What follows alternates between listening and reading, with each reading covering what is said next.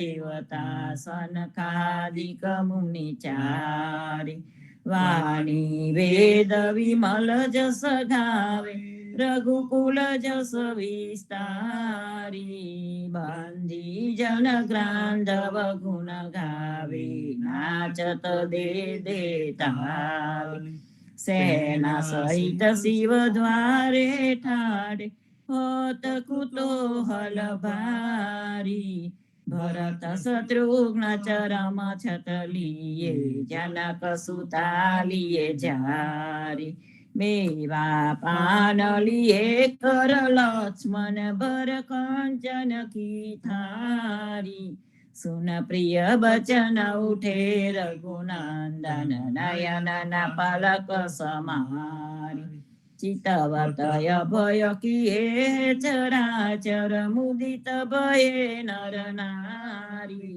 કર્ય સ્નાન દાન નૃપદીનો લે કર તિલક સમારી જય જયકાર કરત જન માધો તન મન ધન બલિહારી પ્રાત સમે રઘુવીર જગાવે કૌશલ્યા મહતારી આરતી શ્રી જગન્નાથ મંગલા કરી પરસત ચરણારવિંદ આપદા હરી ગણન ગણન ઘંટ બાજે બેન બૌસરી બાજત મૃદંગ તાલ નાદ ખંજરી દીપક જ્યોત જગમગે શ્રી કંચનાપુરી નવબાતી અગર તેલ પાવક ધરી ઇન્દ્ર દમન સિંધુ ગાજે રોહિણી ખડા મારકાંડ શેત ગંગાયાનંદ ભરા એક નામ તીન લોક 14 ભુવન સંચરાચરી રોમ રોમ રંકાર કાહી સુડરે ગરુડ ખંભ સિંધ પોર જાતરા ભરી હીરા મનેક મોતી પના જ્યોત કી જડી રતન સિંહાસન આપ બિરાજે બેત કી છડી 56 ભોગ નીત લાગે હોત હરી હરી સુર નર મુનિ દ્વારે ઠાડે બ્રહ્મા વેદ વચરી ધન્ય ધન્ય રાધો શ્રી આજ કી ગળી ધન્ય ધન્ય રાધો શ્રી આજ કી ગળી શ્રી રામ મંત્ર આરતી કીજે શંકર સનકાદિકા દય રંગ બીજે હૃદય તાલ વિમલ બોધ પંચ બાતી જારી તન મન નિજ પર હરો તો આય વેદવાર અખંડ જ્યોત વિમલ બોધ બહે દીન રાતી આરતી રઘુનાથજી કીજે પર ભાતી કહેત કબીર સમજ ધીર ऐसे लोलाए चरण टेक रघुनाथ जाके निर्भय पद पाए श्री राम मंत्र आरती कीजे शंकर सनकादिका दय रंग बीजे शंकर सनकादिका दय रंग बीजे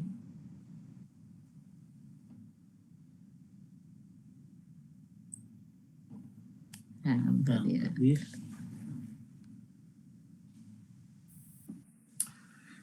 कृष्ण जी कहता उठो रे प्राणी कृष्ण जी ना नाम विना मिथ्या रे वाणी प्रभाते उठीने लीजे कृष्ण जी नु नाम कृष्ण जी ए वास्यु आगो कुगाम कृष्ण जी माता रे हमारे कृष्ण जी तात सगाने सहोदर मारे आ कृष्ण जी ब्रात कृष्ण जी ए मामू मार्यो मासी संहारी પોતાના જાનીને હરિએ મુગતિ આપી કૃષ્ણજીએ અજામિલ તાર્યો મહા હું તો પાપી એક કોકિલ એક સ્તુક કીધું તેને અચલ પદવી પાપી કૃષ્ણ ગુણકા તારી અહલ્યા ઉધારી કૃષ્ણજીના નામ ઉપર જાઉં બલિહારી, દાસલડા ભને રે હરિની ભગતિ જાની, મહેતાન સૈયન સ્વામીની જોલો અમૃતવાણી. કૃષ્ણજી કહેતા ઉઠો રે પ્રાણી, બોલી રે ભરવારન હરિને વેચવા ચાલી. 16 સહસ્ર ગોપીના વાલાને મટકી માં ગાલી, સુંદર ચોલી અંગે પહેરી વ્યહે વ્યાકુલે, શેરીએ પુકારે કોઈલ્યોને મુરારી, મટુકી ઉતારી મોહી મુરલી વાગે, બ્રિજની સુંદરી સર્વે જોવાને લાગી. બ્રહ્માદિક ઇન્દ્રાદિક સર્વે કસ્તુભ પેખે, 16 સહસ્ર ગોપીના વાલાને મટકી માં દેખે. બ્રિજ સુંદરીને ભાવે મળ્યા અંતરયામી, મહેતાન સૈયાને લાડ લડાવ્યા જુગતે સ્વામી. બોલી રે ભરવારન હરિને વેચવા ચાલી, આજ અમને કૃપા કીધી આ વૈકુંઠ નાથે, પલંગે આવીને બેઠા અમારી સાથે. પલંગ પાતરી આપું સુખિયા થાવો, રસોઈ નિપજાવું હરિતમો જમતા જાઓ. આલસડા મોડીને હરી નીંદવા લાગ્યા, ઘડીએ કટકોને પ્રભુજીએ ઉતારો વાગા. ખાંડ ખાજા જલેબીને તુવેર તલે, પૂરી હતી ગના મોહે વેણમી ગલી. ગિયાન્યા મે ગવરી તના તરત ના તાવ્યા, નરસૈયાના સ્વામી જમવા બેઠા, રાધા પીરસવા આવ્યા. આજ અમને કૃપા કીધી વૈકુંઠ નાથે, આજ મારા નૈના સફલ થયા, જોયા નાથને નિરખી. સુંદર બદન નિહારીને હૈયામાં હરખી, જેવું રે મન મારું હતું તેવું નાથે રે કીધું. પ્રેમે પ્રભુજી પધાર્યા, આલિંગન દીધું. શિવ વિરંચીને મામુનિ તેને ધ્યાન ન આવે, પરમ ભાગ્ય બ્રિજ નારના વાલો લાડ લડાવે. મારો વાલો જીવી હારીલા તેને જાવા ન દીજે, હાથેથી હરીને ન મૂકીએ અંતરગત લીજે. શ્યામજી સંગ શ્યામા રમે આરાપીને ગાય, સ્વર પૂરે સૌ સુંદરી અતિ આનંદ થાય. ધન ધન રે જમુના તટ, ધન વ્રજનો રે વાસ, પરમ ભાગ્ય આ ભૂમિના વાલે લાળ રમાયા. મારો અમરલોક અંતરિક્ષ થી જોવાને રે આવે, પુષ્ટભૂષી દેવતા કરે નરસૈયો વધાવે. આજ મારા નૈના સફલ થયા, જોયા નાથને નિરખી વનચર વીરાવદામની કોણ દેશથી આવ્યો તારે મુદ્રિકા મારા નાથની કોને ક્યાં તકી લાવ્યા તારે મુદ્રિકા મારા નાથની કોને જોવા ન જડતી તારે હાથે ક્યાંથી આવી મુને ગમનથી પરતી સાચું બોલો મારા બંધવા સાચી સંભળાવો વાત ઘર હોલવાય મારા તન તની કુશલ છે રઘુનાથ કુરુડે કીધું મારા કંતજી હરિએ હાથ ન માયા કપૂર સોંપ્યો લઈ કાગને મારે વાલે વિસાર્યા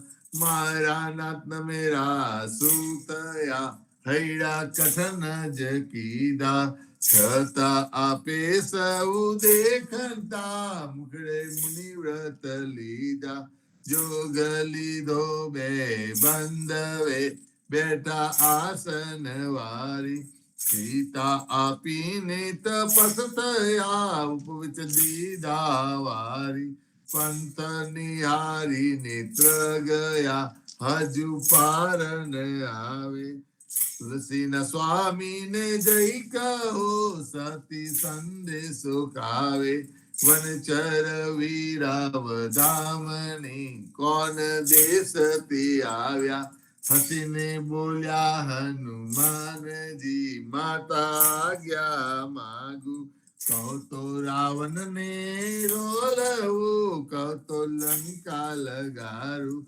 સાચું બોલો મારા માતજી ચિંતા તનક ન કરીએ એક મને આરાધીએ ધ્યાન પ્રભુજીનું ધરીએ તારે આવ્યા રૂડા રામજી દુઃખ લેવા તમારું મુને મોકલ્યો સુધ લેવાને કહ્યું માનો ને મારું રામ લક્ષ્મણ બેઉ બંધવા સમાચાર છે સારા સતી તના દુઃખ સાવરી આવે આંસુની ધારા તારે આવ્યા રૂડા રામજી સુનજો મોરી માયા થનાર હશે તે થઈ રહેશે ગુણ તુલસીએ ગાયા હસીને બોલ્યા હનુમાનજી માતા આજ્ઞા માંગુ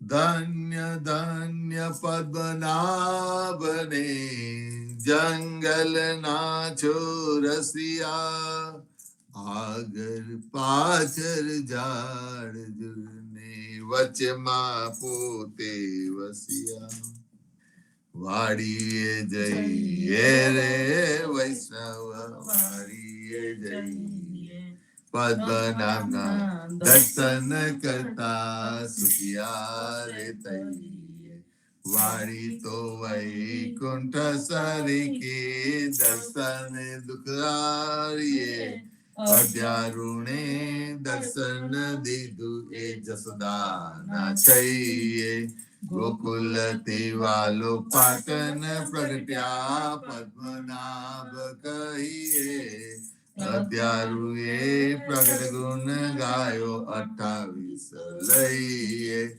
વાડીમાં કબીર બિરાજે ને સદગરુ જીવન કહીએ ગુરુ ગોવિંદ ના દર્શન કરતા 84 તરીએ અધમ અધારણ સંકટ નિવારણ ભક્ત વત્સલ્ય કહીએ મોહન ના સ્વામી ને ભજો રાખો 28 રહીએ વાડીએ જઈએ રે વૈષ્ણવ વાડીએ જઈએ ઘડી ઉપર ઘડિયાળા વાગે ઉંમર ઓછી થાય રે આ અવસર છે હરિ ભજવાનું કહો ને કેમ સુઈ રહીએ રે નાના થકી મોગે રખીતા માતા મંગલ જાય રે સારે અવસર કોઈ નવ દેખ્યો ચિંતો વરી આવે રે આ સંસાર સાગર સારે ખાધું આકર મસ્તક પીતો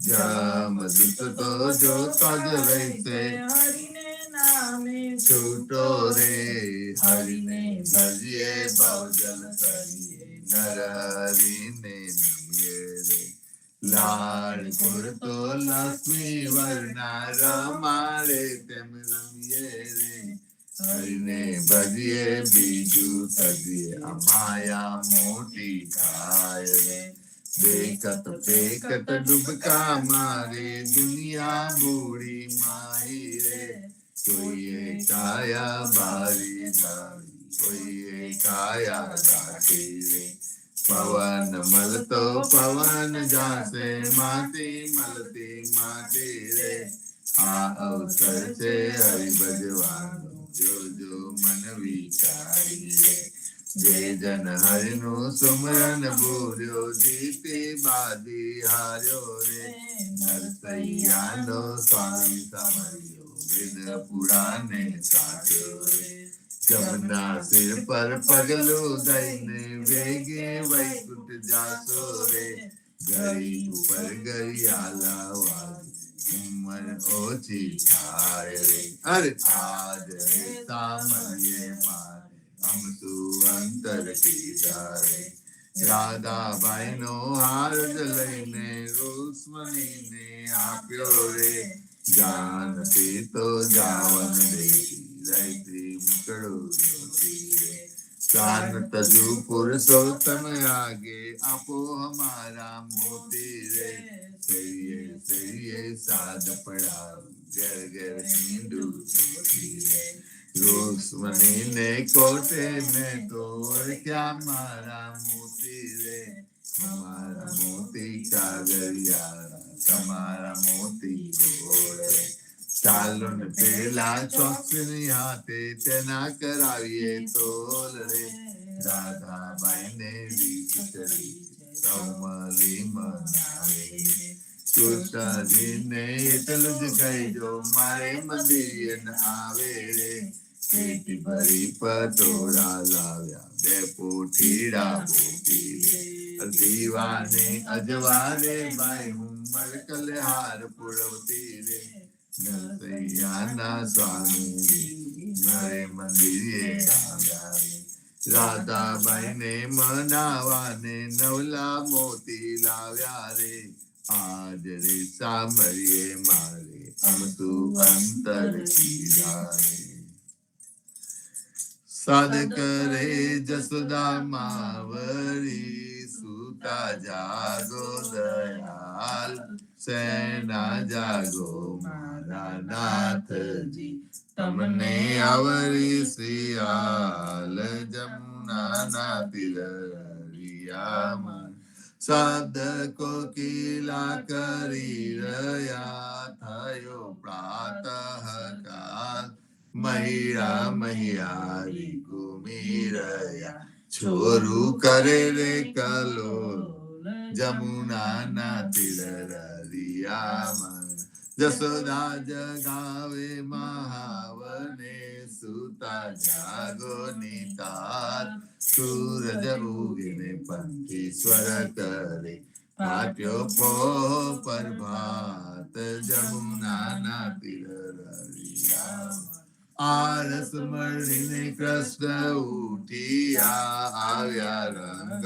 મહોલ દાતન આલો જસોદા માવડી મારે થાય છે વાર જમુના તીરિયામાં સોના જારી જમના જલ ભરી આવે દાતન સાર દાતન આલો દીના નાથને મુખલુઆ રૂમાલ જમુના તીરિયામાં દાતન કરીને કૃષ્ણ ઉઠિયા દૂધ આલો જસોદા માય કરમે દોને ખબે દામનું જસોદા દોવાને જાય જમુના તીરિયામાં વાછરડા વાલે ગોવાલીઓ જસોદા દોહે છે ગાય સોના વાટકડા દૂધે ભર્યા મોહી સાકર સાર જમુનાના તિરરિયામાં દુધરા પાવું દીના નાથને હૈરા ઠારા થાય રોટલી આલુ હૈના હાથમાં માહી માકન સાર જમુનાના તિરરિયામાં સોના રૂપા કે વિકાસ કી ચૌવા ચંદન સાર ચોટી ગુથાઉ દીનાનાથ વેન મોટેરી થાય જમુનાના તિરરિયામાં પૂરી તરુ મહેસુરની શિરો સુગંધીદા અથાન મંગાવું વિદના ભોજન કરો ભગવાન જમુનાના તિરરિયામાં તરત ના તાવ્યા દૂધ તૈયાર છે દહીં દૂધ માખન સાર કપૂરે ઉતારું હરની આરતી આરતી ઉતારે બ્રજનાર જમુનાના તિરરિયામાં ભોજન કરવા કૃષ્ણ ઉઠિયા આચમન આલો મોરી માય સોના જારી જમના જલ ભરી આચમન લ્યો ને દયાલ જમુનાના તિરરિયામાં ભોજન કરીને કૃષ્ણ ઉઠિયા મુખવાસ આપો નંદજી તાર લવિંગ સોપારી એલચી પૂર્ણ બીડા બેચાર જમુનાના તિરરિયામાં માલન આવી મધુવાનથી લાવી ચોસર હાથ ફૂલ ભરાવું અને અંબોળ મોહી ગોકુલની બ્રિજનાર જમુનાના તિરરિયામાં ચરણે મેલું તારો ચાબકો ડગલો પૈરો દીનાનાથ ગજવે ગાલુ બાદામ પીસતા શેરી દાડમ દ્રાક્ષ જમુનાના તિરરિયામાં ચરણે મેલું તારી પાવડી મોજા પૈરો મહારાજ હાથમાં આલુ લાલ લાકડી ગાયો છોડો દીનાનાથ જમુનાના તિરરિયામાં જસોદાઈ મહિરા વલોવિયા સિંહો ધારી રાત બલભદ્ર વાસડાવાદ ગાયો છોડો મહારાજ જમુનાના તિરરિયામાં ગાયો ચારવા હું તો નહીં જાઉં જસોદારી જમુનાના જલ છે બિહામાં સાથે મુકો સુદા માતા જમુનાના તિરરિયામાં કદમ ચડીને જંપલાવ્યા પેઠા સાત પાટા કૃષ્ણ કાલી નાગનાથી ત્યારે કોણ હતું સાસ જમુનાના તિરરિયામાં ગાયો ચારવા હું તો નહીં જાઉં જસોદાજી માત જલ છે બિહામાં મોકલો બલભદ્ર ભ્રાત જમુનાના તિરરિયામાં કરથી ગોવર્ધન કર ગયો ત્યારે કોણ હતું સાથ તકલી આંગળી ઉપર રાખી ત્યારે કોણ હતું સાથ જમુનાના તિરરિયામાં કાલિંદીમાં જંપલાવ્યા નાથ્યો કાલી નાગનાથને તમે સંચય તમને શું કરે સાપ જમુનાના તિરરિયામાં ગોકુલ રાખ્યું રે લંતુ ત્યારે કોણ હતું સાથ બ્રહ્મા વાછરડા હરી ગયા ત્યારે કોણ હતું સાથ જમુનાના તિરરિયામાં નવા નિપજાવ્યા તેટલા કોઈએ ન જાની વાત બ્રહ્મા આવીને ચરણે નમ્યા વચરા આલ્યા દે નાના જમુનાના તીરમાં જમુનાને તીરે જઈ ઉભા મુખ મુરલીને તે વનમાં વગાડ્યો વિવાસ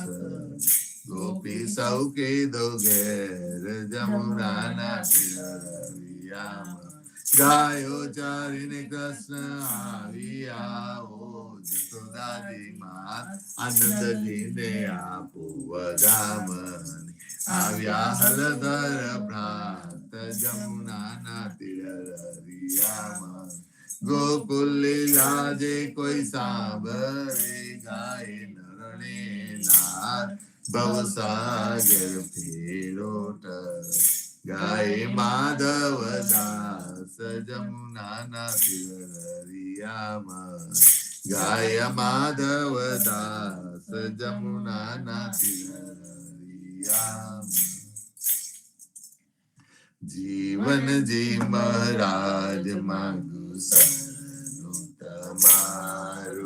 શરણું તમારું રામ શરણું તમારું મારા જીવન જી મહારાજ માંગુ શરણું તમારું કૃષ્ણદાસ ને ભક્તિ આપી સર્વે ભક્તોને કષ્ટી કાપી ગુજા ગુજાનો ઉદ્ધાર કીધો તે શરણે લે ગુરુ સંગાતે યાત્રા વિશે મારવારને ઉગાડ્યા કૃષ્ણ કે સમને નિધિ કરીને કાંઠો સુરત તાર્યા પદ્મનાભ જ્ઞાનીજી દાદા સુખદેવજી ગોપાલા જીવન જીએ કૃપા કરીને ઉગાર્યા સૌવાર રામ કબીર ની દર નૌકામાં જીવન જી બેસાડે કૃપા કરીને કબીર કૃપાલો પ્રસાદ ઉતારે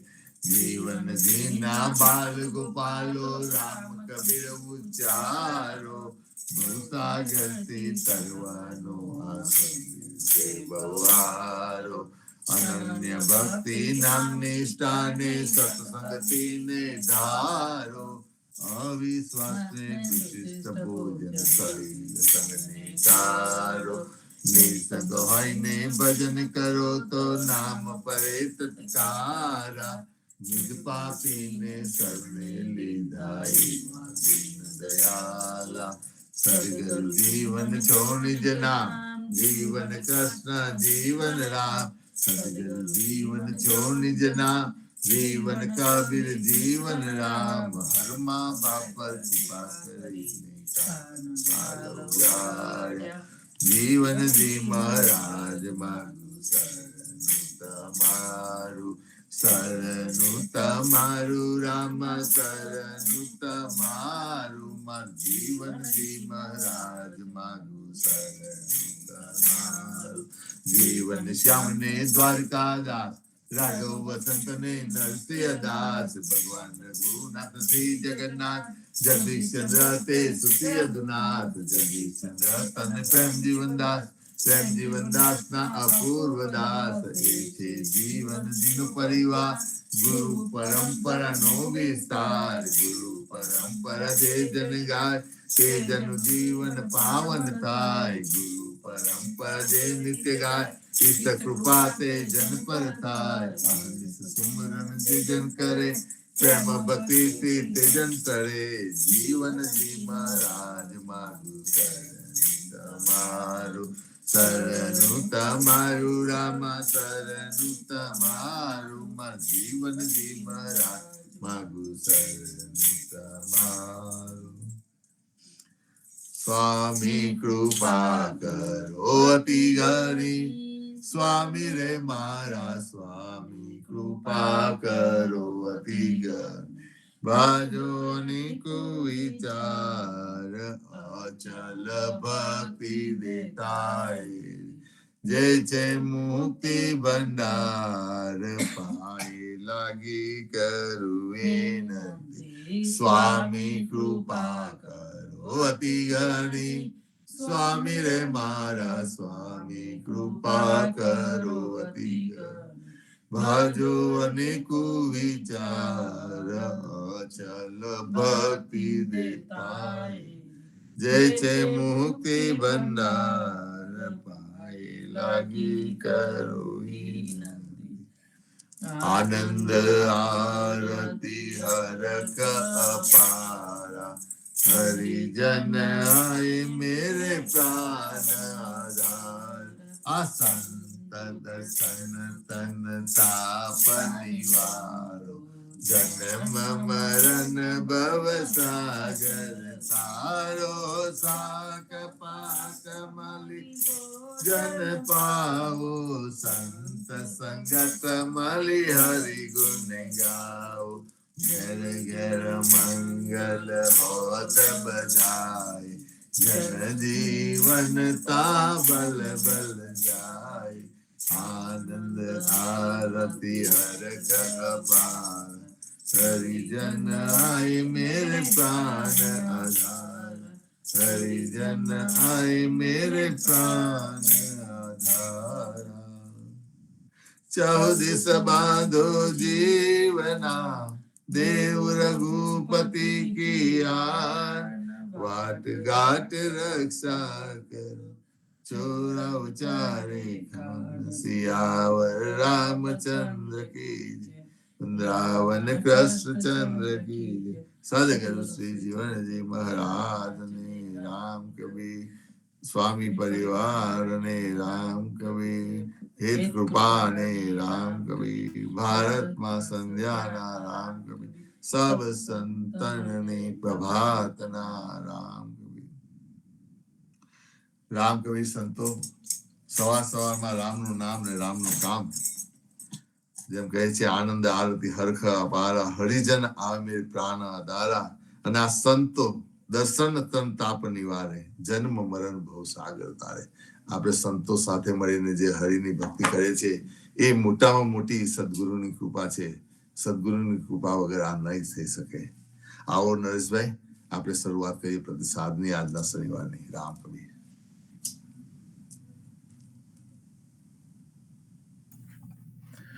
રામ કબીર. સર્વે સંતો ભક્તોને પ્રભાતના રામ કબીર. ભારતમાં સંધ્યાના રામ કબીર. સ્વામી પરિવારને રામ કબીર. જીવનજી મહારાજની ગાદીને, તેમના ક્રાંતિકારી વિચારોને સાદર સપ્રેમ રામ કબીર. સંતો જીવનજી મહારાજે આપણને કબીરજીની પરંપરા આપી, અને કબીરજીના જે ક્રાંતિકારી વિચારો છે, એ ક્રાંતિકારી વિચારોનો સતસહ સ્વીકાર્ય, એટલે કે 100% સ્વીકાર જીવનજી મહારાજે કર્યો. વાણીમાં કદાચ ફરક હોઈ શકે, શબ્દોમાં કદાચ ફરક હોઈ શકે, પણ એને સમજવામાં, એને જીવનમાં લાવવામાં બંને સંતોની અંદર જે વિવેક હતો એ અનન્ય હતો. અને જે અનન્ય વિવેક હતો, એ અનન્ય વિવેકના કારણે જ જે આ સંત વાણી છે, જે સંતના વિચારો છે, એ વિચારોને આચરણમાં લાવી શક્યા. પ્રભુત કા અંગ ની એક સાખી ઓથેન્ટિકેટ છે. ઓથેન્ટિકેટ એટલે શું? જેવી રીતે વિજ્ઞાનનો વિદ્યાર્થી હોય, એ લેબોરેટરીમાં જાય, જે એને પુસ્તકમાં વાંચ્યું હોય તો લેબોરેટરીમાં લઈ જાય. લેબોરેટરીમાં લઈ જઈને એનો પ્રયોગ કરે. એનો શિક્ષક કે એનો ગુરુ જે કહે એ પ્રમાણે, પુસ્તકમાં જે લખ્યું છે એ પ્રમાણે એનો પ્રયોગ કરે. અને પ્રયોગ કર્યા પછીથી સાબિત કરે કે હા, આ પુસ્તકમાં લખેલું સાચું છે, જે ગુરુ કહે છે એ સાચું છે. એને પ્રમાણિત કરે, અને એને જ પ્રમાણિત કરે, એને જ માન્ય કરે છે. આ સાદું અને સરળ વિજ્ઞાનનો સિદ્ધાંત છે. એ જ સિદ્ધાંત અધ્યાત્મમાં લાગુ પડે છે. એ જ સિદ્ધાંત આપણા જીવનમાં લાગુ પડે છે. કબીર અને જીવનજી બંનેનો જો વિચારો આપણે જોઈએ ને, તો સમન્વયના વિચારો છે. આપણને ઘડીકમાં ખંડન દેખાય છે અને ઘડીકમાં મંડન દેખાય છે. આ વેદની પણ વાત એવી જ થઈ ગઈ છે સંતો. અત્યારે પ્રબોધકા અંગની અંદર જીવનજી મહારાજ આપણને આ વેદ વિશે ખુલાસા આપી રહ્યા છે કે આ વેદ શું કરી શકે છે અને વેદ શું નથી કરી શકતો. અને એના માટે જે રીતે જીવનજી મહારાજ આ સાખ્યોમાં કીધું છે એ રીતે કબીરે પણ પોતાના શબ્દોમાં કહ્યું છે. એ પણ આજે આપણે જોઈશું અને સમજીશું. અને ત્યાર પછીથી જ્યારે સમયની અનુકૂળતા છે એ પ્રમાણે જે પેલી આપણી સ્લાઇડ્સ લેવી છે સમાગમની, એ સમાગમની સ્લાઇડ્સ લઈશું, અહીંયા મૂકીશું અને એનું પણ આપણે વિશ્લેષણ કરીશું. એનું કારણ છે કે જે વસ્તુ કબીરે જીવનજી મહારાજે પારખેલી છે, અનુભવેલી છે, એ અનુભવેલી વસ્તુ આપણી સમક્ષ મૂકેલી છે, પણ એની જ્યાં સુધી આપણી અંદર સમજણ નહીં આવે ત્યાં સુધી આપણામાં વિવેક નહીં આવે, અને વિવેક નહીં આવે ત્યાં સુધી આપણા જીવનમાં નહીં આવે. અને એ જ વસ્તુ આપણને બંને સંતો કહીને ગયા છે, આખી સંત પરંપરા કહીને ગઈ છે કે સત્યનું આચરણ કરવું, પણ સત્યને ચકાસવું તો પડે ને. સત્યનું આચરણ કરવું, સત્યમેવ જયતે, આપણો આખા રાષ્ટ્રનો લોગો છે, સત્ય મેવ જયતે, સત્યમ એવ જયતે, સત્યનો જ વિજય થાય છે. સત્યમ એવ જયતે, એનો જ વિજય થાય છે. તો એનો જ જો વિજય થતો હોય તો એ સત્યને સમજવું પડે અને પારખવું પડે. ફક્ત પુસ્તકમાં લખ્યું છે એટલે સ્વીકાર થઈ જાય એ ન ચાલે. ફક્ત અંગ્રેજીમાં લખ્યું છે એટલે એવું એ ઇમ્પ્રેસિવ થઈ જાય એ પણ ન ચાલે. એને સત્યના તોલને તોલાવવું પડે. અનુભૂતિમાં આવે, લેબોરેટરીમાં જાય, અને જો સાચું દેખાય તો એને માનવાનું, ખોટું દેખાય તો એને માનવાનું નહીં. જીવનજી મહારાજ આપણને પહેલા પણ મેં કહ્યું હતું કે સાખી નંબર 42માં એમણે વેદનું મંડન કર્યું છે, ખંડન નથી કર્યું, મંડન કર્યું છે. सकल व्यापक वेदे कहो सो कहो मिट्यो जाय, सकल जीवन की जीवनी जीवना सो साचे रघुपति राय. અહીંયા એમને વેદનું મંડન કર્યું. કેવી રીતે કર્યું? તો કે ભાઈ વેદની અંદર એ જે ઈશ્વરીય તત્વ છે, ભગવાનનું જે તત્વ છે, એ તત્વને વ્યાપક કહ્યું છે. આખી સૃષ્ટિને બનાવનાર, ચલાવનાર એ શક્તિશાળી, બલવંત ભગવાન છે, અને એ જ સાચા ભગવાન છે. અહીંયા જીવનજી મહારાજ એનું મંડન કર્યું કે ભાઈ વેદમાં જે કહ્યું છે એમાંની મોટાભાગની વાતો અમને સ્વીકાર્ય નથી, પણ જે સત્ય છે એનો અમને સ્વીકાર છે. અને એ આપણને કહ્યું સકલ વ્યાપક, એનો આપણને સ્વીકાર છે. મંડન કર્યું એમને. કબીરે પણ એ જ એમને કહ્યું. કબીરે શું કહ્યું? તો કબીર કહે છે કે વેદ કિતેબ કહા કિન જૂઠા, જૂઠા ન વિચારે. કે વેદને અને કિતેબને જૂઠા કોને કીધા? એને જૂઠું ન વિચારશો. કબીરે મંડન કર્યું, જીવનજીએ મંડન કર્યું. એનો મતલબ એક જ થયો કે સંત પરંપરાની અંદર સમન્વય છે. સત્યને નકારતા નથી અને અસત્યને સહન કરતા નથી. સત્યને નકારતા નથી અને અસત્યને સહન કરતા નથી. કબીરની વાણી, જીવનજીની વાણી ચોખ્ખી ને ચંદન. અસત્ય જોઈએ નહીં અને સત્યને નકારવું નહીં. તો જો વેદે કહ્યું કે સકલ વ્યાપક વેદે કહ્યો તો માન્ય છે. એનું મંડન કર્યું, એનું ખંડન નથી કર્યું. પણ એના પછીની જ સાખીની અંદર આપણને કહી દીધું કે સકલ વ્યાપક વેદે કહ્યો પણ હમારે હે હરિ એક. એક જ અવનીશ્વર છે, એક જ ઈશ્વર છે, એ સિદ્ધાંતનું પ્રતિપાદન કરી દીધું. હવે વેદે એમાં કહ્યું છે કે નથી કહ્યું એ માનવાની જરૂર નથી. વેદે આપણને હાફ ટ્રુથ કીધું, હાફ ટ્રુથનો આપણે સ્વીકાર કરી લીધો. પણ જે પૂર્ણ સત્ય છે, એકેશ્વરવાદ, કે પરબ્રહ્મ એક જ છે, કરોડો દેવી દેવતાઓની વાત અહીંયા નથી. એક જ તો અવનીશ્વર, એની જ વાત અહીંયા છે. તો જુઓ કે એક સાખીમાં મંડન, બીજી સાખીમાં ખંડન. કબીરે પણ એ જ કહ્યું. વેદ કિતેબ દો ફાંદ પસારા. કબીર કહે છે વેદ કિતેબ દો ફાંદ પસારા. ફાંદ આપણે ગુજરાતીમાં સીધો શબ્દ તો ફાંદ એટલે આપણે ડુંડ પણ કહીએ. કે જેવી રીતે વધારે પડતું ખાવાથી કે કોઈ પણ રોગથી આપણું પેટ મોટું થઈ જાય, ડુંડ મોટી થઈ જાય, એ ફાંદ પસારા. અને મોટી ફાંદ હોય એને લઈને ચાલવાનું બહુ અઘરું પડે. શરીર મોટું હોય તેને લઈને ગોળવવાનું પણ અઘરું પડે. અને એમાં પણ આપણો વિવેક આવ્યો ને સંયમ આવ્યો કે શરીરની કાળજી કરવી, વેટ કંટ્રોલ કરવું, એમાંથી પણ વિવેક આવ્યો. તો જ્યારે કબીર કહે છે કે વેદ કિતેબ દો ફાંદ પસારાનો અર્થ શું? તો કે વેદ કિતેબ દોનો ફાંદ પસારા, એટલે કે વેદ અને કિતેબ એ કુરાન પણ હોય, કોઈ પણ પુસ્તક હોય, ધર્મનું કોઈ પણ શાસ્ત્ર હોય, સ્ક્રિપ્ચર પણ હોઈ શકે, એમાં બાઇબલ પણ આવી જાય, કે એ પણ જો કોઈ પ્રકારની જાળ ફેલાવતું હોય ને એનો વિરોધ. જાત જાતની જે જાળમાં આપણને ફસાવાની વાતો આવે છે, સ્વર્ગ નરકની વાતો કરવામાં આવે, પાપ પુણ્યની વાતો કરવામાં આવે, એના વિશે કબીર કહે છે વેદ કિતેબ દો ફાંદ પસારા. એ જો વેદ અને કિતેબ જો પોતાની જાળ પ્રસાર કરતો હોય તેનો વિરોધ છે અમને. પણ એ જ વેદ કિતેબ ની અંદર સાચી વસ્તુ પણ કીધી છે. તો પછી વેદ કિતેબ કહા કિન જૂઠા, જૂઠા નો ન વિચારે. મંડન અને ખંડન એક જ સાખીમાં જીવનજી મહારાજે મંડન કર્યું અને બીજી સાખીમાં તરત જ એનું ખંડન કર્યું. ગઈકાલે જે આપણે 2 સાખીઓ લીધી, એ સાખી નંબર 45 અને 46, એમાં પણ કંઈક એવું જ છે, મંડન અને ખંડન. અને એટલા માટે સંતો આપણે જોવાનું કે આપણે કોઈ પણ વસ્તુનો તરત સ્વીકાર કરતા નથી, એને સમજીએ છીએ, એનો વિચાર કરીએ છીએ, જીવનમાં લાવવાનો પ્રયત્ન કરીએ છીએ, આયા પછીથી સત્ય લાગે તો એનો સ્વીકાર કરીએ છીએ. જીવનજી મહારાજે પણ આપણને આ શીખવાડ્યું છે. અને એટલા માટે જ આપણે આ પ્રબોધકા અંગની સાખીઓને ખૂબ શાંતિથી સુંદર રીતે સમજવાનો પ્રયત્ન કરતા હોઈએ છીએ. તો આજે 42-43 તો આપણે જોઈતી, અને ત્યાર પછીથી આપણને એ 2 સાખીની અંદર જેમાં મંડન કર્યું ને પછી ખંડન કર્યું, એ કર્યા પછીથી જીવનજી મહારાજ કહે છે કે આપણે કોનું ધ્યાન કરવાનું? આદ અવિનાશી ધ્યાયે જાકે રૂપ ન રેખ, સો નંદ ઘરે દુલ્હો જીવના જે ગાવત શંકર શેષ. અહીં આગળ જીવનજી મહારાજ આપણને દાખલો આપીને સુંદર રીતે સમજાઈ શક્યા છે. કોણ?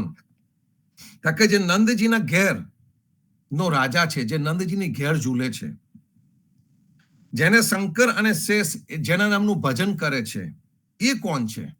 તાકે એ જ મોરલી મનોહર પરમેશ્વર, એ આદ અવિનાશી ધ્યાયે, જે પહેલેથી છે, જે ઓરિજિનલ છે, અસલી, એ જે છે ઓરિજિનલ, એ ઓરિજિનલને આપણે માનીએ છીએ, કારણ કે શરૂઆત કરનાર એ છે.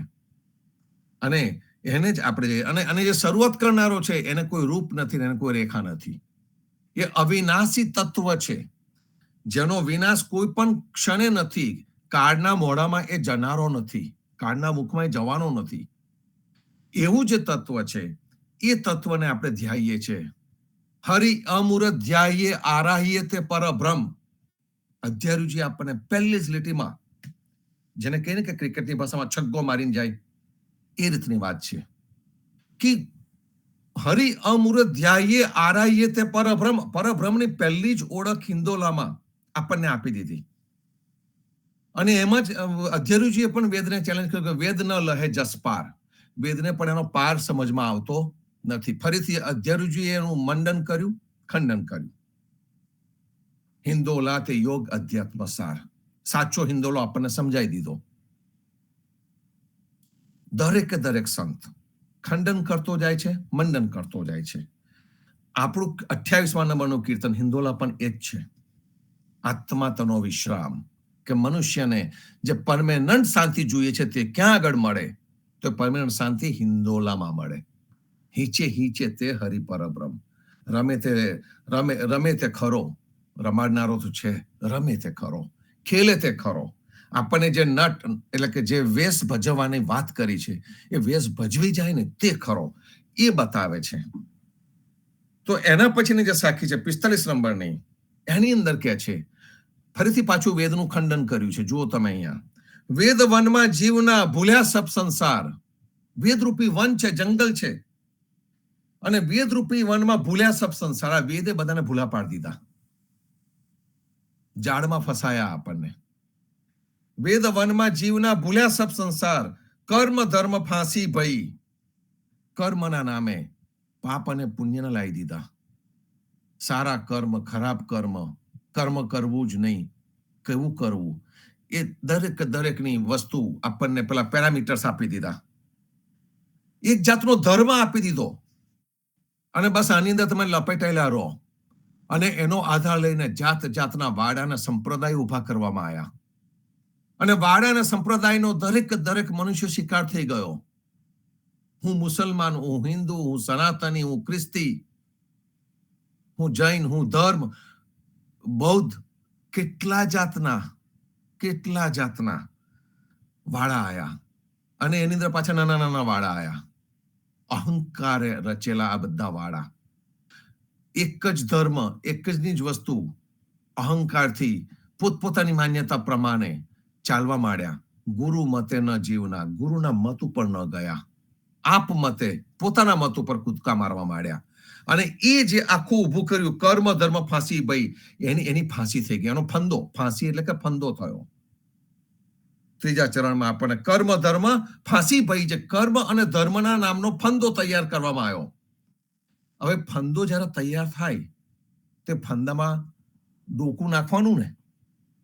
ડોકું નાખ્યા વગર ફંદો તમને પકડવાનો નથી, ગળું નથી પકડવાનો. તો એ ડોકું મનુષ્યએ નાખી દીધું એની અંદર. તો પછી એ ડોકું નખાવડાવ્યું કોને? જીવનજી મહારાજ કહે છે એની આગલીમાં, કાજી બ્રાહ્મણ કાલ. જે કાજી છે, મુલ્લો, જે બ્રાહ્મણ છે, જે પૂર્ણ વસ્તુ સમજો નથી, એ તમને આ કર્મ ધર્મની અંદર નો જો ફંદો તૈયાર છે એની અંદર તમારું ડોકું ખાલી આપે. અને એમાં જે તમારું ડોકું પેસે એટલે શું આવે કે કાલ. કાલ એટલે કે મૃત્યુ. કાલના આશરે કોઈ બચ્યો નથી. જગદીશ મહારાજ કહેતા હતા કે આપણે બધા કર્મોથી પર છે, કારણ કે આપણે રામની નજીક છે. રામ કબીરની એકાત્મતા આપણી અંદર છે, એટલે આપણને આ કર્મના બંધન નડતા નથી. એના માટે ક્વોલિફાય થવું પડે. તો અહીંયા એ કે છે કે કર્મ ધર્મ ફાંસી, ભય કાજી બ્રાહ્મણ કાલ. અને થાય છે શું સંતો? કે જે કાજી અને બ્રાહ્મણ જે ન્યાયાધીશ જેવા થઈ ગયા, એવા તમને જે પણ ડેઝિગ્નેશન આપે તમે સ્વીકાર કરી લો, એ ન્યાયાધીશ થઈ ગયા. સાચી પરંપરાની અંદર કોઈ કોઈનું જજમેન્ટ લઈ ન શકે ને લેવું પણ ન જોઈએ. અવિવેક છે, અસત્ય છે. કોણ કેવો એના વિશે આપણને બોલવાનો કોઈ જ હક નથી. એનું કારણ છે કે કોઈને આપણે સારો પણ ન કહી શકીએ, કોઈને આપણે ખરાબ પણ ન કહી શકીએ. કોઈને ખરાબ છે એવો ગ્રજ લઈને આપણે ચાલ્યા કરીએ તો શું થાય? કોકના વિશે આપણા મનમાં દ્વેષભાવ પેસી ગયો હોય તો શું થાય?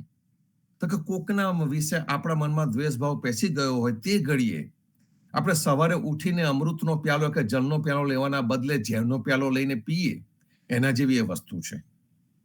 કોઈના પણ માટે દ્વેષભાવ રાખ્યો તો એ વસ્તુ તમને જ હેરાન કરવાની છે. એ ઝેર તમારે જ પીવાનું છે. એ જેના માટે દ્વેષભાવ રાખ્યો એને તો કોઈ અસર થવાની નથી. એ ઝેર તમારે જ પીવું પડે. તો એ વસ્તુને અહીં આગળ આપણને સમજાવવામાં આવી છે કે આ કાજી અને બ્રાહ્મણ આપણને ફાંસીના ફંદાની અંદર નાખી દે છે અને ફાંસીના ફંદાની અંદર નાખીને આપણને એના ગુલામ બનાવી દે છે. અને એટલા માટે કહે છે વેદ વનમાં જીવના, વેદરૂપી વનની અંદર ભટકવા જશો નહીં. જીવનજી મહારાજે ના પાડી છે, કબીરે પણ ના પાડી છે, પણ સારી વસ્તુનો સ્વીકાર પણ કરેલો છે. પણ આપણને ના પાડી છે કે ના જશો. બીજું કારણ એક પણ છે કે ભાઈ વેદ સંસ્કૃતમાં લખવામાં આવેલા છે અને વેદ વિશે ખોટી માન્યતા પ્રસાર કરવામાં આવી છે કે વેદ ઈશ્વરે લખેલો છે. કબીરને અહીંયા બહુ મોટો વાંધો હતો કે કોઈ પણ પુસ્તક, કોઈ પણ લખાણ ઈશ્વરનું નથી. ઈશ્વર પ્રેરિત હોઈ શકે છે, ઈશ્વર પ્રેષિત હોઈ શકે છે, પણ ઈશ્વરે લખેલું નથી. ઈશ્વરે તો ફક્ત ને ફક્ત બનાવ્યું છે કારણ કાર્ય વ્યવસ્થા. ઈશ્વરે વ્યવસ્થા બનાવી છે. આ પ્રકૃતિ ચાલવાની વ્યવસ્થા ઈશ્વરે બનાવી છે, એનો સંપૂર્ણ સ્વીકાર છે. અને એટલા માટે જ આપણી ઉદાધર્મ પંચરત્નમાલાની અંદરના કીર્તનોની અંદર કોઈ વ્યવહાર તહેવારની વાત નથી. એમાં ધર્મ પણ આપણને ઋતુ આધારિત બતાવ્યો છે. આપણામાં શિશિરના કીર્તન, વસંતના કીર્તન, ઋતુના કીર્તન છે આપણી અંદર, સમયના કીર્તન છે. અને રામ અને કૃષ્ણના છે, વૈષ્ણવ પરંપરાના, એ આપણી પાસે છે. તો વેદ વનમાં જીવના, ભૂલ્યા સબ સંસાર, કર્મ ધર્મ ફાંસી, ભઈ કાજી બ્રાહ્મણ કાળ. આજ પાપ અને પુણ્ય નો પેલો ચોપડો લખે, એનું નામ તો હું ભૂલી ગયો, ચિત્રગુપ્ત બનતા સુધી ચિત્રગુપ્ત, યસ, એકદમ યાદ આવ્યું.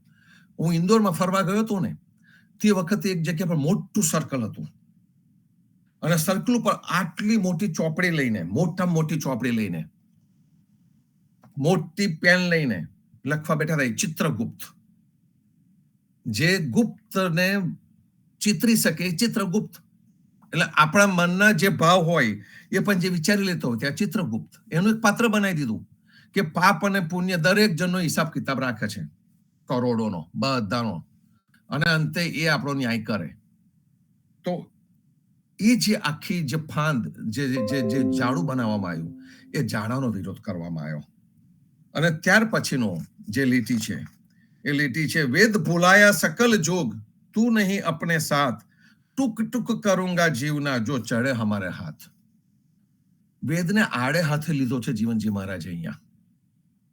કારણ કે એને આખા જગતને ભૂલું પાડી દીધું છે અને આખા જગતને ભૂલું પાડીને અનન્ય ભક્તિ ની સામે પડી ગયું. અને એટલા માટે જીવનજી મહારાજ કહે છે કે જો મારા હાથમાં તું આવ્યો ને, તું અમારી કક્ષામાં આવતો નથી, પણ જો તું મારા હાથમાં આવ્યો તો હું તારા ટુકડે ટુકડા કરી નાખીશ. પકડમાં આવી જાય, ઝપટમાં આવી જાય તો તારા ટુકડે ટુકડા કરી નાખીશ. ટુકડા ટુકડા એટલે શું? હા, ખંડન. વિચારોનું ખંડન થઈ શકે અને વિચારોનું મંડન થઈ શકે.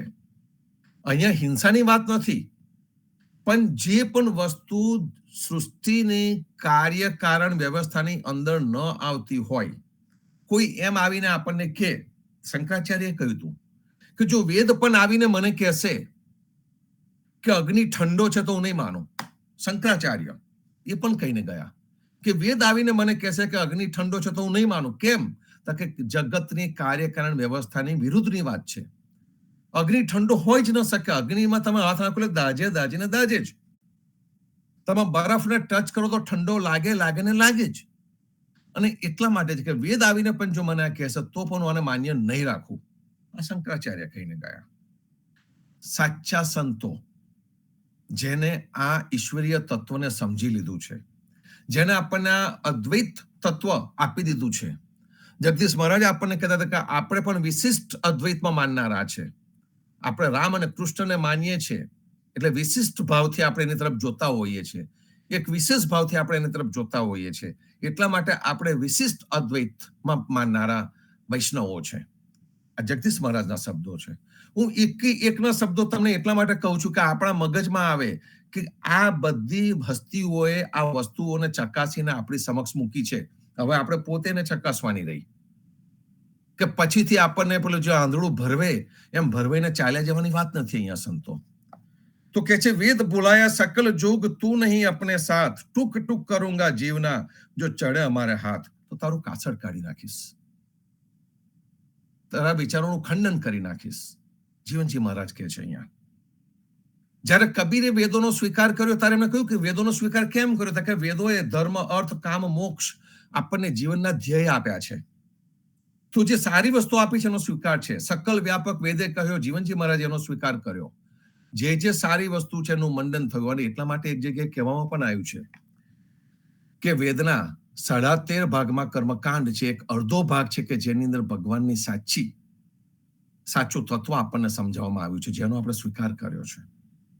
તો સંતો આજે વેદની જે વાત છે એ વેદને વેદ ન લહે જસ પાર, જુદા જુદા સંતોએ જુદા જુદા ભાવથી આપણને આ સમજણ આપી છે. આપણે બધું ભેગું કરીને એક સાથે લઈ આવીને એ મૂકવાનો પ્રયત્ન કર્યો છે. અને બાકીનું બધું તો તમારી પોતાની પ્રજ્ઞા, તમારી પોતાની બુદ્ધિ ઉપર અને ખાસ કરીને કબીરે બતાવેલા વિવેક ઉપર જ આપણે છોડવું પડે. એ વિવેક આપણને સાચો રસ્તો બતાવે. ખૂબ સુંદર ભાવ છે સંતો. આ સાખીઓનો સમાગમ તો જો આગળ લેવો છે, આપણે પેલી સ્લાઇડ્સ પણ લેવી છે. સમજીશું, ફરીથી આવીશું. ત્યાં સુધી ચંદ્રકાંતભાઈ, બેક ટુ યુ ભાઈ. રામ કબીર. રામ કબીર. ખૂબ સરસ નરેશભાઈ. અને ખરેખર જીવનજી મહારાજ પોતે આચરણમાં લાવીને, પોતે અનુભૂતિ કરીને આપણને આ સાચો માર્ગ બતાવ્યો છે. અને જે આ સાખીઓ છે તેના પરથી આપણે જેમ વિશ્લેષણ કરતા રહીએ છીએ, એનો ભાવાર્થ સમજતા રહીએ છીએ, તેમ આપણને વધારે ખબર પડે છે. આવો આગળ પુષ્પાબેન, આપણે શરૂઆત કરીએ પ્રતિસાદની. રામ કબીર. સર્વે ભક્તોને પ્રભાતના રામ કબીર. રામ ભજો મને બાવરેમાંથી દયાલદાસ રચિત જે સાખી છે, સાખીના દોહા, એ આજે બીજો ભાગ છે.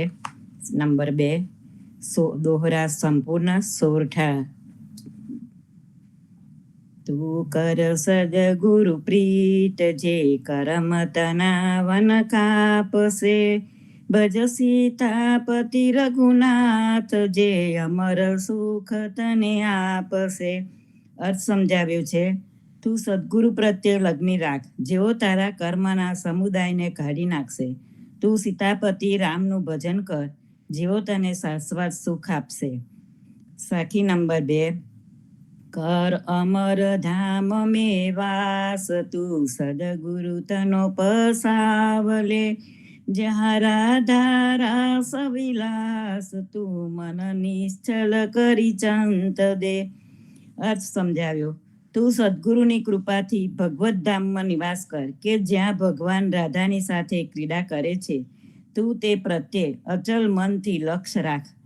સાખી નંબર 3, તું જીવ બુદ્ધિ સબ ટાલ, જ્ઞાન વિચાર હો આત્મા, ભજ સીતાપતિ રઘુવી, જે વેગે મળે પરમાત્મા. અર્થ સમજાવ્યો. તું બધી જ જીવવૃત્તિ માયાની સ્વાર્થ વૃત્તિને છોડીને હવે આત્મકલ્યાણના બોધની જાણકારી મેળવવા માટે સંકલ્પ કરી લે. સીતાપતિ રામનું ભજન કર, કે જેથી તને વહેલી તકે ભગવત પ્રાપ્તિ થાય. સાખી નંબર 4, હરિ ભજ્યા તે જોયે, જે સદગુરુ શબ્દ વિચારીએ, નરસંગ હોય કે પ્રગટ્યા, જન પ્રહલાદ ઉગાર્યા. અર્થ સમજાવ્યો. તું જરા નજર કરીને જોઈશ તો જેમને સદગુરુના ઉપદેશને લક્ષ્યમાં રાખીને ભગવાનની ભક્તિ કરી હતી, તેવા પ્રહલાદને ભગવાને નરસિંહ રૂપે પ્રગટ થઈને બચાવ્યો હતો અને ઉગારી લીધો હતો. સાખી નંબર 5, હરિ ભજન તનો પરતાપ, દાસ ધ્રુવ કો નિશ્ચલ કિયા, સદગુરુ તનો પ્રતાપ, પરમ પુરુષે વૈકુંઠ દિયા. અર્થ સમજાવ્યો. ભગવાનની ભક્તિના પ્રતાપે ભક્ત ધ્રુવને અવિચલ પદ વાળો કર્યો અને સદગુરુના પ્રતાપથી ભગવાનને પરમધામ આપ્યું. સાખી નંબર 6, એ મનસા જન્મ કી મોજ, જે રામ નામ સંભારીએ, નિમેષન દીજે જાન, દુર્મત સબહી વિચારીએ. અર્થ સમજાવ્યો. આ માનવ જન્મનો લાવો લેવાનો છે, કે જેમાં આપણે રામ નામનું સ્મરણ કરી શકીએ છીએ. માટે એક પળ પણ નકામી જવા ન દેવી અને બધી જ ખરાબ બુદ્ધિને છોડી દઈએ. સાખી નંબર 7, તું સદગુરુ શબ્દ સંભાર, રામ નામ મત વિસરે, તું અપને મન વિચાર, અવધ ગયા પછી શું સરે. અર્થ સમજાવ્યો. તું સદગુરુના ઉપદેશને યાદ કર, જેથી રામનું નામ ભૂલાય નહીં. તું તારા મનથી વિચાર કર કે તારી મુદત પૂરી થયા પછી તારાથી ભજન કરવાનું શું બનવાનું છે.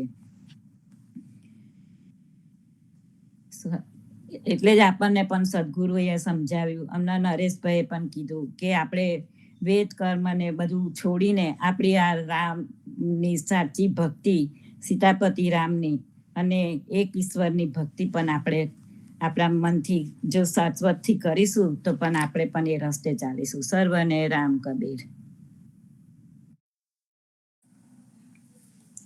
રામ કબીર. પુષ્પાબેન, ખૂબ સરસ. તમે જે આ બુકનું વાંચન કરો છો, જે બુક છે રામ ભજો મન બાવરે, દયાલદાસ સંતો, ઘણા ખરાને આપણામાં ખબર નહીં હોય કે આપણે અંદર ઘણા ખરા એવા ભક્ત થઈ ગયા છે, જે પોતે જાણે સંત છે એ રીતના ભક્ત થઈ ગયા છે. ભક્ત કવિ દયાલદાસ, આ નામ કદાચ સમાજના મોટા ભાગના ભક્તો જાણતા નહીં હોય, પરંતુ દયાલદાસ દ્વારા રચિત આરતી તેમના નામ કરતા વિશેષ પ્રચલિત છે અને ગવાય છે. ગુજરાતી સાહિત્યમાં ઉદા ભક્ત સમાજનું પ્રદાન નાનું નથી. હા, એક વાત સાચી છે કે આપનું સાહિત્ય પ્રચલિત બન્યું નથી, અથવા તો બીજા અનેક ભક્તો થઈ ગયા છે જેમને રામ કબીર પરંપરાનો મહિમા માત્ર ગાયો નથી, પણ સમજીને બીજાને સમજાવવાનો હૃદયપૂર્વક પ્રયત્ન કર્યો છે. જેમાં વિશેષ કૃષ્ણદાસજીના પુત્ર શ્યામદાસજી આગલોડ, વૈષ્ણવ નાના પારેખ દરાપુરા વગેરે વૈષ્ણવો નાના પારેખની પરંપરામાં આ દયાલદાસ થઈ ગયા. અને જે આ નાના પારેખની પરંપરામાં જે આપણે પ્રભાતિયા ગાઈએ છીએ એમના તેની પરંપરામાં આ દયાલદાસ થઈ ગયા. અને આ દયાલદાસ ને ઉજાગર કરવા માટે આપને સ્વામી પરિવારે ખૂબ મહેનત કરી છે. અને તેમને આ રામ ભજો મન ભાવરે એ બુક પ્રસ્તુત કરી છે. અને ખરેખર સંતો એ બુક આ જે છે તે બધાએ વસાવા જેવી છે. રામ ભજો મન ભાવરે જો એ લાવીએ અને એને વાંચીશું, મનન કરીશું, તો આપણને ખબર પડશે કે દયાલદાસની અનુભૂતિ કેવી હતી અને તે આપણા ધર્મમાં, ઉદાર ભક્ત ધર્મમાં કેમ આટલા બધા પ્રખર હતા. કારણ કે એમને પોતે રામ કબીરનો અનુભૂતિ કરી. સદગુરુ જીવનજી મહારાજે જે કંઈ આપણને ભાથું આપ્યું તે એકલું વાંચ્યું નથી, એમને જીવનમાં ઉતાર્યું છે અને ઉતારીને પોતે અનુભૂતિ કરીને આગળ વધ્યા છે. એટલે એમનું ભવસાગર એમને પાર કરી દીધો છે. તો સંતો આપણે પણ એ જ માર્ગ પર ચાલીએ. તો ખૂબ સરસ પુષ્પાબેન, તમે જે આ બુકની વાંચન કર્યું અને આવા નવી બુકો આપણે સંતો લાવતા રહે અને વાંચન કરતા રહે અને આ પ્લેટફોર્મ પરથી આપણે પણ એમને ઉજાગર કરતા રહીએ. રામ કબીર. આવો વિશાખાબેન, આવો પ્રતિસાદ માટે. રામ કબીર. રામ કબીર, નામદેવ કબીરજી ને રામ કબીર, જીવનજી મહારાજ ને રામ કબીર, પુણ્યાત ગાદી ને રામ કબીર, હેત કૃપા ને રામ કબીર, પ્રેમજીવન મહારાજ ને રામ કબીર, સર્વે સંતો ભક્તોને પ્રભાતના રામ કબીર. સદગુરુ શ્રી જીવનજી મહારાજની પરચરી, જેની રચના કૃષ્ણદાસના સુપુત્ર શ્યામદાસજી મહારાજે કરેલી છે. તે પરચરીનો સંપૂર્ણ અનુવાદ જગદીશ મહારાજે કર્યો છે. તેનું વાંચન કરીશું. પાન નંબર 5 અને સાખી નંબર 6.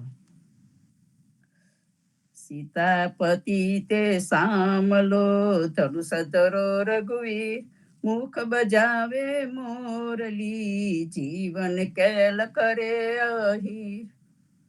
અર્થાત જે સીતાપતિ રામ છે તે જ સામળ્યો કૃષ્ણ છે. જે રઘુવીર રામે ધનુષ ધારણ કર્યું હતું તે રામ જ કૃષ્ણ સ્વરૂપે મુખેથી મોરલી વગાડતા હતા. આમ જીવનજી કહે છે, આ રીતે ભરવાડ તરીકે લીલા કરે છે. ચોપાઈ. સબ સંતન કુભયા આનંદા, પગટ ભયે પરમાનંદા, દીન દયાલ કૃપા અબ કરો, સુખ સાગર મસ્તક કર ધરો. અર્થાત બધા સંતોને તો જાણે કે પ્રત્યક્ષ પરમાનંદ પરમાત્માને પામ્યા હોય તેવો આનંદ થયો. અને જીવનદાસને કહેવા લાગ્યા કે હે દીન દયાલુ, દુઃખીઓ પર દયા કરનાર, હવે તો અમારા પર કૃપા કરો અને સુખોના સાગર સમાન એવો આપનો કર અમારા મસ્તક ઉપર ધરો, અમને તમારા શરણે રાખો. નિજ અનન્ય ભક્તિ ટહરાઈ, કેવલ રામ સંતન સુખદાઈ, ભઈ પ્રતિત પ્રીત અતિ બાળી, ઓર બાતન કીધું બધા છાડી. પોતાની અર્થાત અનન્ય ભક્તિ તેઓએ દ્રઢ કરાવી અને ફક્ત રામની ભક્તિ જ સંતોને સુખ આપનારી છે એવું દર્શાવ્યું. બધાને ખાતરી થઈ ગઈ અને અતિશય પ્રેમ વધ્યો તથા ચરસા ચરસી વાલા કથનો વાળી અસ્થિરતાને છોડી દીધી. વન પરતિત કી રાખી રીતિ, ભવસાગર કી છોડી અનીતિ, સુખ સાગર સત્ય શબ્દ પારા, દુઃખ સાગર જાણ્યો સંસારા. અર્થાત પણ પ્રતીતિ તે શ્રદ્ધાના નિયમને સ્વીકાર્યો અને સંસાર સાગરના દુરાચારોને છોડી દીધા. તેઓએ સદગુરુએ આપેલો સાચો શબ્દ રામ, જેનો પાર પામી ન શકાય તેવો છે, તેને સુખના સાગર જેવો ગણ્યો અને સંસારને દુઃખોથી ભરેલા સાગર જેવો જાણ્યો. સબતે ઉલટી રાહ ચલાઈ, યાદ અંત કી કથા સુનાઈ. તબ બુજી એક સબ મિલા, સકલ બુજાય કહો હો સનાથ. અર્થાત બધા કરતા અવળો રસ્તો ચલાવ્યો તથા બધાને પોતાની આરંભથી અંત સુધી, પહેલેથી છેલ્લે સુધીની હકીકત સંભળાવી દીધી. ત્યારે બધાએ મળીને ખાતરીપૂર્વક એક જ સમજાવવા માટે જીવનદાસજીને કહ્યું કે હે નાથ, આ બધું પડતું મૂકીને એક જ સાચું બતાવી દો. તબહી સદગુરુ જીવન બોલે, આદ અંત કે અંતર ખોલે. મેરે માત પિતા નહીં બંધુ, સબહી બંધન અમહ્ય બંધુ. અર્થાત ત્યારે સદગુરુ જીવનદાસજી બોલ્યા અને તેઓના પૂર્વ જન્મનો તથા અત્યારના જન્મનો જે ભેદ હતો તે ખુલ્લો કરતા કહ્યું કે મારે તો કોઈ માતા કે પિતા તેમજ કોઈ સગો નથી. હું તો આ બધી જાતના બંધનોથી મુક્ત છું, બંધન રહિત છું. માયા ભ્રમતે હમહી ન્યારે, હમહી સેવક સર્જનહારે.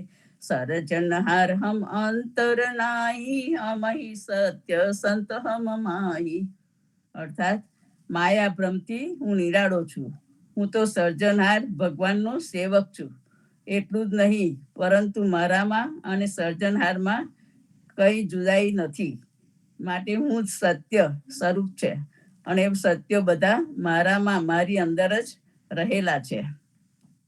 હમહી રહની સબન તે ન્યારી, હમારી કહની લખે સતભારી. હમાયે સંતન કુતારન, હમારે નાહી ઓર કછુ કારણ.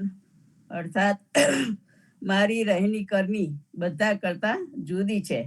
મારી ગૂઢ વાતો તો મારો ઉપદેશ તો મહાન મોટા પરમ સત્યનું લક્ષ્ય કરાવનાર છે. કોઈ મહાન મોટો શ્રેષ્ઠ સંત આ મોટું સત્ય જ જાણી શકે, શ્રેષ્ઠ જન તે જાણી શકે. હું તો સંત જનોનો ઉદ્ધાર કરવા માટે આવ્યો છું. બાકી મારે તો અહીંયા આવવાનું બીજું કઈ પ્રયોજન નથી. તબ વિનંતી એક સંત અનુસારી, તુમની રહની કહો બલિહારી. હમારી રહની કહું સુન ભાઈ, તાતે મન કી દુબધા જાય. અર્થાત ત્યારે એક સંતે જીવનજીના કહેવા પ્રમાણે એક વિનંતી કરતા કહ્યું કે આપની ખૂબીની બલિહારી છે, આપની રહેણી કરની અમને કહો. જીવનદાસે કહ્યું, ભાઈ, મારી રહેણી કરની કહું તે તું સાંભળ, કે જેથી તારા મનનો સંશય દૂર થાય. હવે આગળનું વાંચન આવતા શનિવારે લઈશું. રામ કવિ. ખૂબ સરસ વિશાખાબેન, જે તમે જીવનજી મહારાજની પરચરીનું વિશ્લેષણ કર્યું. અને ખરેખર આવા ગ્રંથોમાં અને આવા જગદીશચંદ્ર મહારાજે જે જીવનજી મહારાજની પરચરીનો ઉલ્લેખ કર્યો છે અને એનો જે ભાષાનુવાદ કરીને આપણને પૂરેપૂરું સમજણ આલી છે, એવું સ્વામી પરિવાર સિવાય અત્યાર સુધી આપણને આવી રીતે જે અમુક બધા મોટા પુસ્તકો છે તેની સમજણ નથી, તે એમને સરસ સમજણ આપી છે. અને જીવનજી મહારાજનું ચરિત્ર એ પણ વાંચવા જેવું છે. અને અહીંયા કીધું ને, ભજ સીતાપતિ રઘુવીર. સીતાપતિ એટલે રામ. રામને ભજવાનું કહે છે, પણ આપણે જાણે છે કે સાખીમાં છે, સત રામ સબ કોઈ કહે. સત રામ સબ કોઈ કહે, અસત ન કહાવે કોઈ. ગુરુ કૃપા વિના જીવના, સત તે અસત હોય. જીવનદાસજી મહારાજ અહીંયા કહે છે કે રામનું નામ સાચું છે એવું બધા જ કહે છે, તે ખોટું છે એવું તો કોઈ જ કહેતું નથી. પણ ગુરુ દ્વારા, ગુરુમુખી પ્રેમ ભક્તિ વગર તે સાચું હોવા છતાંય વ્યર્થ જાય છે. એટલે અહીંયા સદગુરુએ આપણને બતાવ્યું છે અને સદગુરુએ આપણને આ નામ આપ્યું છે. તો ખરેખર આપણે નસીબદાર છે કે આપણને આવા પ્રખર સદગુરુ મળ્યા અને આપણને સમજાવીને, પોતે સમજીને સમજાવીને આપણને આ સાચું નામ આપ્યું છે. નહીં તો આવું નામ આલવા વાળા તો અઢળક સંતો છે જિંદગીમાં, પણ જે સમજાવીને આલે તે ખરા સંત છે. તો ખરેખર ખૂબ સરસ વિશાખાબેન. આવો રાજેન્દ્રભાઈ ત્યાંથી રામકવિ. राम कबीर सदगुरु श्री जीवन जी महाराज ने राम कबीर, नामदेव कबीर ने राम कबीर, हेत कृपा ने राम कबीर, गुरु परिवार ने राम कबीर, सर्व संतों भक्तों ने राम कबीर. દિયું અખર સોયમાં પુસ્તકનું જે બાકીનું આગળનું વાંચન છે તે પાન નંબર 224 પરનું લઉં છું. આજ ગોવિંદાસની ખૂબી છે કે સદગુણની વાત માંડીને નિર્ગુણના દર્શન કરાવી દે. ગોવિંદાસજી બ્રાહ્મણ કુળમાં જન્મેલા હતા, પરંતુ જીવનદાસજીના સાનિધ્યમાં બ્રાહ્મણપણાનો ત્યાગ કરીને કુટુંબ, પરિવાર, મિલકત સર્વસ્વ છોડીને શુદ્ધ વૈષ્ણવદા ભક્ત બની ગયા. હરિદાસ નડિયાદા નાના માદરા ગામમાં ઇતિહાસ રચનાર ગોવિંદાસજી અને તેમના જેવા બીજા અનન્ય વૈષ્ણવ ભક્ત સંગદાસનો પરિચય કરાવતા ભક્ત માળના કવિત્મો કહે છે કે જીવનદાસ ઉપદેશ તે પ્રતિવંત પાવન કિયો, દ્વિજકુલ ગોવિંદદાસ સંગદાસ શિરોમણી, અમાદરે ઇતિહાસ ભાવ ભગતિ ભીખાતણી. શ્રી હરિદાસ નડિયાદાએ કે ગોવિંદાસજી વગેરે અનેક ભક્તો ઉદાર ભક્ત રામકબીર પરંપરાની સ્થાપના ના પાયાના પથ્થરો છે. બંને સમકાલીન હતા. બંને જીવનજી મહારાજના અત્યંત વિશ્વાસુ અને નિકટના નિજજન હતા. પોતાના સાથી બંધુ માટે અત્યંત સુંદર શબ્દ પ્રયોગ કરીને જણાવે છે કે જીવનજી મહારાજના ઉપદેશથી પૂર્વમાં જે મિથ્યા ધર્મનું પાલન કરતા હતા, હોમ, હવન અને યજ્ઞ કે પંડિત પુરોહિતવાદમાં ભરાયેલા હતા, એવા પતિત જનો સૌ પાવન થયા. અને એમાં સૌથી મોખરે નામ આવે છે ગોવિંદદાસ અને સંગદાસ. કદાચ બંને સગા ભાઈઓ હોઈ શકે. હાલમાં આપણી પાસે સંગદાસ બાબતની કોઈ વિશેષ માહિતી નથી. વળી બ્રાહ્મણ કુળમાં જન્મ ધારણ કરેલો હતો. પોતે વિદ્વાન, ચિંતક અને કવિ હોવા છતાં રામ કબીર ઉદાર ધર્મ અંગીકાર કરીને પાવન થયા. અહીંયા એક બાબત ખાસ નોંધ લેવા જેવી છે કે તે રામ કબીર ઉદાર પરંપરા કે કબીર વિચારધારા કોઈ પણ જાતિ વિરોધી કે બીજા કોઈ પણ જાતિની સમર્થક રહી નથી. આ પરંપરા જાતિવાદથી વિપરીત માનવતા આધારિત રહી છે. આ બંને પરંપરાના ઉદાહરણો જોઈએ તો કબીરજીના સટ શિષ્ય પાટણના પદ્મનાભજી થયા. તેઓ શુદ્ધ પ્રજાપતિ હતા, પરંતુ પદ્મનાભજીના શિષ્ય ધનરાજ પંડ્યા બ્રાહ્મણ હતા. જીવનજી મહારાજની શિષ્ય પરંપરામાં નાના માદરાના બ્રાહ્મણ બંધુઓ ગોવિંદદાસ અને સંગદાસ તેમજ આગલોડના કૃષ્ણદાસ દવે બ્રાહ્મણ હતા. આમ જીવનજી મહારાજ જાતિ વિરોધી ન હતા, પરંતુ તેમની વિચારધારા સમદ્રષ્ટિવાળી રહી હતી. વ્યક્તિ ક્યાં કુળમાં જન્મ ધારણ કરીને આવ્યો છે તે મહત્વનું નથી, પરંતુ વ્યક્તિનું આચરણ, વિચાર અને પરિવર્તનશીલતા અગત્યની છે. અને આ જ આધારે જીવનજી મહારાજે ઉદાર ભક્ત રામ કબીર પરંપરાની સ્થાપના કરી હતી. પાછા મૂળ મુદ્દા પર આવીએ. શ્રી હરિદાસ નડિયાદા અને સમાગમ ગ્રંથમાં વિવિધ પ્રકરણો લખ્યા. એમાં ગુરુ પરંપરા અને સમાજના કેટલાક ભક્તોનો અત્યંત ટૂંકો પરિચય આપતા કવિત પણ લખ્યા. આપણને આ કવિત ન મળ્યા હોત તો આપણા સમાજના ગોવિંદદાસ, ગોપાળદાસ, રઘુકાહનજી, કંડારીના ભક્ત કહાનદાસ અને તેમાં ધર્મપત્ની પુત્ર કેટલા પ્રભાવશાળી હશે. હરિદાસ નડિયાદાએ પુત્રનો સર્વપ્રથમ પ્રયોગ કર્યો છે. જ્યારે જીવનજી મહારાજે કોઈ એક પ્રસંગ ઉપર રઘુકાહનની માતા એવો પ્રયોગ કર્યો હતો. વગેરે ભક્તો બાબતે આપણે વંચિત રહી જતા. આજે આપણે આ જ ભક્તોના વારસદાર છીએ, છતાં આપણી પાસે આપણી પેઢીનું નામ એટલે કે વંશાવલી નથી, પરંતુ આશ્વાસન લેવા જેવી બાબત એ છે કે બહુ જ અલ્પ શબ્દમાં હરિદાસ નડિયાદાએ ઉદા ભક્ત સમાજની ભક્તમાલ કવિતાના સ્વરૂપમાં આપણને આપી. આ જ કારણે પરમ વૈષ્ણવ ભક્ત ગોવિંદદાસનો અલ્પ પરિચય પ્રાપ્ત થયો. ગોવિંદદાસજીએ 2 ગ્રંથો આપણને આપ્યા, એક સાખી ગ્રંથ અને બીજો સર્વાંગ લીલા. આ બંને ગ્રંથના અધ્યયનથી ખ્યાલ આવે છે કે ગોવિંદદાસ કેટલા સમર્થ વિદ્વાન અને વિચારક સંત ભક્ત હતા. સમાગમ ગ્રંથમાં આવેલ કબીર સાખી પ્રકરણ લખતા પૂજ્ય જગદીશ મહારાજના ધ્યાનમાં જે બાબત આવી તેની નોંધ લેતા તેઓ શ્રી લખે છે કે સંમત 2054ના આસો સુદ ચોથને ગુરુવાર તારીખ 24/9/1998ના રોજ લગભગ 1.5-2 લાખ પછી આ સાખીઓનું લખાણ આજે પૂરું થયું છે. મેં કબીરજીની સાખીઓની એક નોટ જ્ઞાનીજી મોટા સાંજાની ગાદીએથી હસ્તલિખિત ગ્રંથમાંથી ઉતારેલી છે. તે સંવત 2039ના પ્રથમ ફાગણ વદ 9ને મંગળવારના તારીખ 8/3/83ના લખવાનું શરૂ કરી ને બીજા ફાગણ વદ 8ને મંગળવારના તારીખ 5/9/93ના રોજ પૂરું કરી લખી નાખ્યું હતું. આ નોટમાં સમાગમમાં આવેલી સાખીઓનો ઉતારો કર્યો છે. એ સાખીઓને રામ પુસ્તાલય છાપેલા ગ્રંથ 286ની 2 નકલો તથા હનુમાનદાસ સાહેબના સાખી ગ્રંથ સાથે સરખાવીને લખવા પ્રયત્ન કર્યો છે. પણ અંગ 56માં નિર્વાણ અંગ પછીની સાખીઓમાં જન ગોવિંદ નામની કેટલીક સાખીઓ લખેલી છે.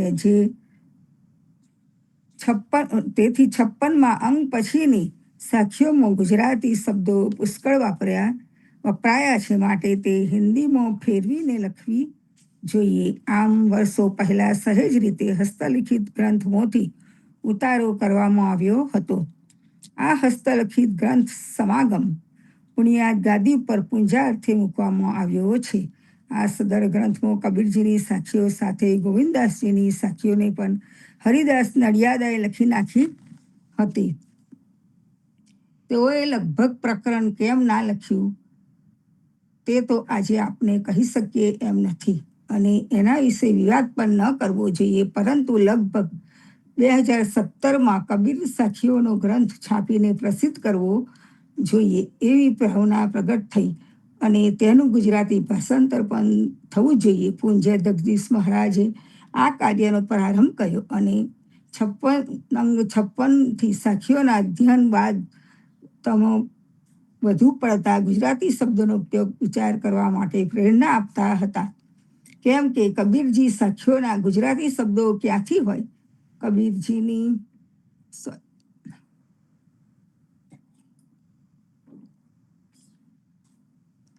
કબીરજીની ભાષા હિન્દી હતી, તેમને ગુજરાતી ભાષા આવડતી ન હતી. બીજી પણ એક મહત્વની બાબતની નોંધ લેવી રહે કે સમાગમમાં ગોવિંદદાસ દ્વારા લખાયેલ સર્વાંગ લીલા ગ્રંથનો ઉલ્લેખ આપણને મળતો હતો. વળી જીવનજી મહારાજે વારંવાર તેમની વાણીમાં આ ગ્રંથમાંથી કેટલીક પંક્તિઓનો ઉલ્લેખ કર્યો હતો. આમ છતાં એ સ્પષ્ટ થતું ન હતું કે ગોવિંદદાસ એટલે કોણ. આ મુખ્ય પ્રશ્નનો જવાબ શોધવાનો બાકી હતો. સર્વાંગ લીલાની એક નકલ પુરુષોત્તમભાઈ નાઝરે કરી હતી, પરંતુ સમગ્ર ગ્રંથ વિશે અજ્ઞાન હતા. આ અજ્ઞાનતા દૂર કરવાનું શ્રેય રાજપીપળા કોલેજના વિદ્વાન પ્રોફેસર ડૉક્ટર કાંતિકુમાર ભટ્ટને ભાડે જાય છે. આ સમગ્ર ગ્રંથની પૂર્ણ નકલ તેઓ શ્રીએ મોટા સાંજા જ્ઞાનીજીની ગાદીએથી પ્રાપ્ત કરી અને આ ગ્રંથના રચયિતા બીજા કોઈ નહીં પણ નાના અમાદરાના અનન્ય ઉદા વૈષ્ણવ ગોવિંદદાસ જ છે એવો ઠોસ મત પુરાવા સાથે રજૂ કર્યો. પૂજ્ય જગદીશચંદ્ર મહારાજ સાથે આ વિષય ઉપર તેમણે વિશેષ ચર્ચા વિચારણા કરી હતી અને સ્પષ્ટ અભિપ્રાય આપ્યો કે સર્વાંગ લીલાના રચયિતા બીજું કોઈ નહીં પરંતુ નાના માદરાના ગોવિંદદાસ છે. સમાજ સદાય કાંતિકુમાર ભટ્ટના આ ઉમદા કાર્ય બદલ ઋણી રહેશે. આપણે તેમનો જેટલો આભાર માનીએ તેટલો ઓછો છે. આમ સર્વાંગ લીલા બાબતે આપણને ગોવિંદદાસ માટે જાણકારી મેળવી ચૂક્યા હતા, પરંતુ કબીરજીની સાખીઓના સંપાદન સમયે ગુજરાતી શબ્દો ખલેલ પહોંચાડતા હતા અને કંઈક જુદું વિચારવા પ્રેરણા આપતા હતા. અંગ 56 પછીની સાખીઓમાં આશરે 10થી વધુ વાર જન ગોવિંદ શબ્દનો પ્રયોગ થયેલો જોવા મળ્યો. એકાદ બે સાખીઓમાં કબીરજી પ્રત્યે સદભાવના વ્યક્ત થયેલી હોય તેવી પ્રતીતિ કરાવતી સાખીઓ છે અને અંતિમ અંગની 9મી સાખી પૂર્ણ સમર્પણ પ્રગટ કરી પૂરી રીતે હૃદયના તારને હચમચાવી મૂકે તેવી છે. લખાયેલ શબ્દોનું સમર્પણ કોણ શરણમાં પ્રગટ થયું છે તે વિચારવા પ્રેરણા આપે છે. હવે આગળનું વાંચન આવતા વીકે લઈશું. રામ કબીર. સર્વ સંતો ભક્તોને રામ કબીર. ખૂબ સરસ જે આપને દિયુ અખર સોય એ પુસ્તક છે તેનો ભાવાર્થ સમજાવ્યો. અને ખરેખર સંતો આ પુસ્તક જે માટે લખાયું છે, આ ગોવિંદાસ એટલે કે નાના વાદળાના બ્રાહ્મણ હતા. તેઓ વિષ્ણુ ભક્તિથી વિમુખ હતા. તેમને કંઠી દીક્ષા આપીને જીવનજી મહારાજે ગુરુમુખ કાર્ય બ્રાહ્મણમાંથી ઉદા ભક્ત બનાવ્યા. જાતના બ્રાહ્મણ હતા તેથી તેમનામાં વિદ્વતા હશે. સંતો દિયુ આખર સોય આ પુસ્તક તૈયાર થવામાં ધાર્યા કરતા પણ ઘણો સમય લાગ્યો હતો. ગોવિંદાસજી ઉદા ભક્ત પરિવાર માટે એક મિસાલ છે. ગોવિંદાસજી વિશે લખતા ઘણો સમય નીકળી ગયો. ગોવિંદાસજીનું લખાણ ઘણું દીર્ઘ દ્રષ્ટિવાળું રહ્યું છે. સહેલાઈથી સમજાય એમ નથી.